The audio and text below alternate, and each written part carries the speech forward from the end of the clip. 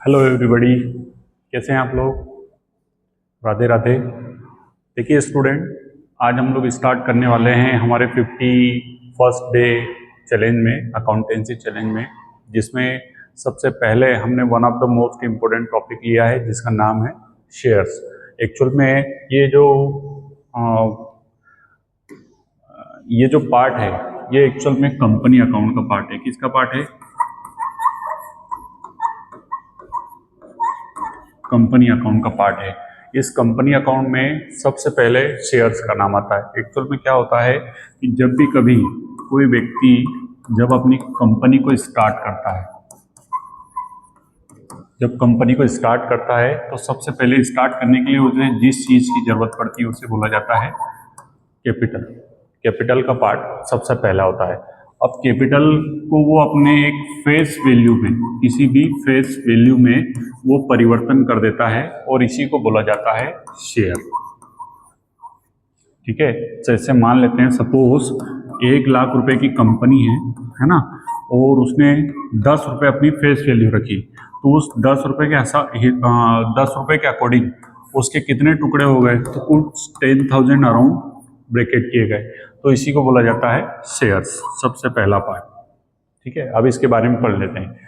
Shares represent the ownership of company. ये बिल्कुल no doubt ownership है कंपनी की। ठीक है, अब ओनरशिप कैसे है? जब किसी कंपनी में आप अपना हिस्सा परचेस कर लेते हैं तो ये ओनरशिप में आती है। अब ये ओनरशिप हो गई when you own shares of a company, जब आपके वो खुद के शेयर्स हो जाए। You usually own a portion of that company, ये आप उस कंपनी के क्या है पोर्शन में अपना हिस्सा ले लेते हैं। ठीक है, कोई इसमें डाउट तो नहीं है। ठीक, नेक्स्ट में इसमें आपके पास आ जाता है नेक्स्ट में हमारे पास आता है इसके टाइप्स ऑफ कंपनी। नेक्स्ट में हमारे पास आ जाता है how to raise the authorised capital and paid up capital of a company. अब इसे मैं आपको एक्सप्लेन कर देता हूं इन इजी लैंग्वेज। इसमें क्या होता है समझना आप लोग। कोई कंपनी यदि अपनी कैपिटल को बढ़ाना चाहती है या रेज करना चाहती है तो सबसे पहले कैसे करेगी? तो स्टेप 1, पहले तो इसे क्या किया जाता है, चेक ऑन AOA। 2 आर्टिकल होते हैं हमारे पास, एक होता है MOA मेमोरेंडम ऑफ एसोसिएशन, और एक होता है AOA आर्टिकल ऑफ एसोसिएशन। इसमें पूरी डिटेल होती है और इसमें सारे के सारे क्या होते हैं, रूल्स। ये डिटेल होता है, ये रूल्स होती है। डिटेल मतलब इसमें क्या है, कैपिटल कितनी है, डायरेक्टर कितने हैं, है ना, डायरेक्टर के बाद में किसकी क्या ड्यूटीज रहेगी, और सब चीजें, सारी चीजें इसमें लिखे थे, और किसके अकॉर्डिंग हमें काम करना है वो रूल्स यहाँ पर मेंशन किए जाते हैं। सबसे पहले तो मैं बात करूंगा कि how to raise authorise capital. अपनी ऑथोराइज कैपिटल को कैसे रेज किया जाता है। देखो ऐसा है, ये शेयर्स की बात कर रहे हैं, आलू प्याज की बात नहीं कर रहे हैं कि ठेले पे रख लिया आलू ले लो कांदा ले लो टाइप से काम करना है, नहीं। इसमें क्या करना होता है, सबसे पहले कॉन्सेप्ट समझना आप। पब्लिक को पहले ऑफर दिया जाएगा। क्या दिया जाएगा? ऑफर। इसके लिए एक IPO लॉन्च किया जाएगा, इनिशियल पब्लिक ऑफर। पब्लिक को एक ऑफर दिया जाएगा। ठीक है, IPO लॉन्च करने के बाद में पब्लिक देखेगी कि हाँ ये रेपुटेटेड कंपनी है या ये अच्छी कंपनी है, कैसी कंपनी है, उसके अकॉर्डिंग ये पूरा प्रोसेस करेंगे। तो इस तरीके से ये पहले ऑफर दिया जाता है, फिर पब्लिक इंटरेस्टेड होती है तो वो उस नॉर्म्स के अगेंस्ट में काम करती है। ठीक है, तो मैं पहले बेसिक स्ट्रक्चर बता रहा हूँ कैसे ऑथोराइज करने के लिए कैपेबल बनती है। तो सबसे पहले स्टेप फर्स्ट में क्या करेगी, चेक करेगी AOA में कि आप एलिजिबल है या नहीं। स्टेप 2 में क्या करेगी, एक रिजोल्यूशन पास किया जाएगा इनटू द बोर्ड। बोर्ड में एक रिजोल्यूशन पास किया जाएगा।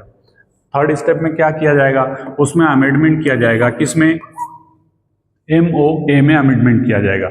जब ये अमेंडमेंट हो जाएगा तो अमेंडमेंट होने के बाद में कंपनी एलिजिबल हो जाएगी अपने शेयर्स को लॉन्च करने के लिए। आगे क्या लिखा है, pass share holders resolution at the general meeting हो जाएगी, और मीटिंग में कंफर्मेशन हो जाएगी और एडोप्ट कर लेंगे। जो भी अल्टरेशन हुआ है उसके बाद एडोप्शन हो जाएगा। और 5th में क्या रह जाएगा, इन्फॉर्म टू द ROC। ये ROC क्या रजिस्टर्ड ऑफिस है, यहाँ पर इन्फॉर्म कर दिया जाएगा टू द कंपनी कि भैया ये कंपनी क्या कर रही है, अपने शेयर्स को इशू कर रही है। नेक्स्ट, अभी इसमें हो गया तो हम नेक्स्ट वाले में बात करते हैं। अब नेक्स्ट में आता है शेयर कैपिटल के मीनिंग और टाइप्स। पहले अपन मीनिंग की बात कर लेते हैं।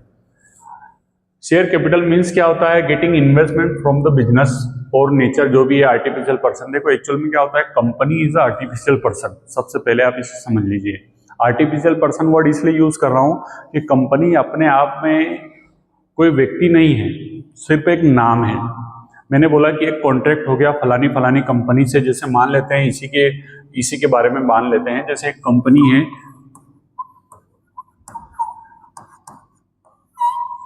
ये कॉमर्स लिमिटेड कंपनी है। इस कंपनी से मैंने टाई अप कर लिया। टाई अप कर लिया से मतलब इस कंपनी से मैं जुड़ गया हूं, है ना। अब ये कंपनी क्या कर रही है, इशू कर रही है शेयर्स, ठीक है।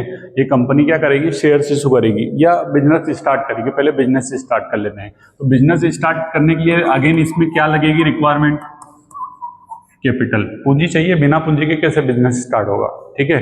अब ये बिजनेस को स्टार्ट करने के लिए सबसे पहले कैपिटल इंट्रोड्यूस हुआ।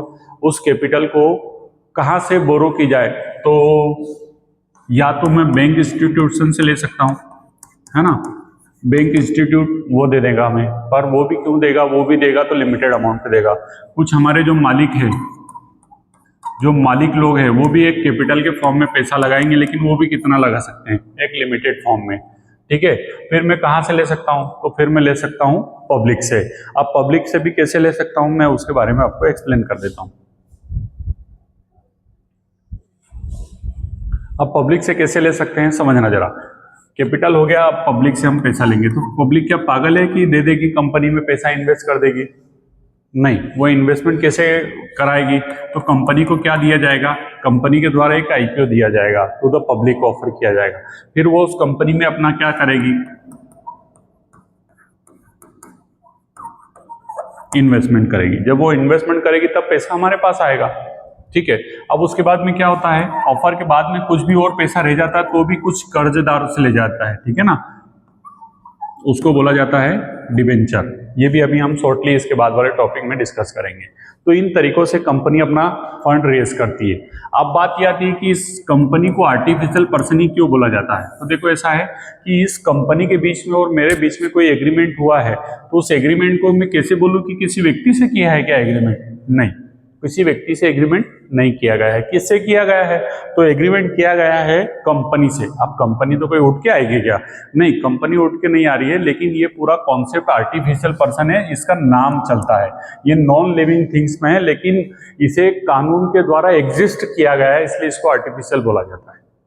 ओके, कानून के द्वारा इसे नाम दिया गया है और इसे आर्टिफिशियल क्रिएट किया गया है, ठीक है। लॉजिक समझ में आ गया, ये पूरा एंटायर प्रोसेस हो गया। आप देखते हैं शेयर कैपिटल मीन्स ये होता है getting investment for the business from the business, जो भी है नेचर और artificial person, bye issuing share ownership. हम यहाँ शेयर दे रहे हैं मतलब ओनरशिप दे रहे हैं, है ना, टू द बिजनेस, और business are major in the unit, हमने कितने यूनिट उसको दी है उससे मेजर करते हैं, ठीक है। अब कंपनी क्या है, नेचुरल पर्सन ये हो गया, artificial person company getting investment ये हो गया, और ये आर्टिफिशियल पर्सन है। इस तरीके से पूरा हमारा स्ट्रक्चर है।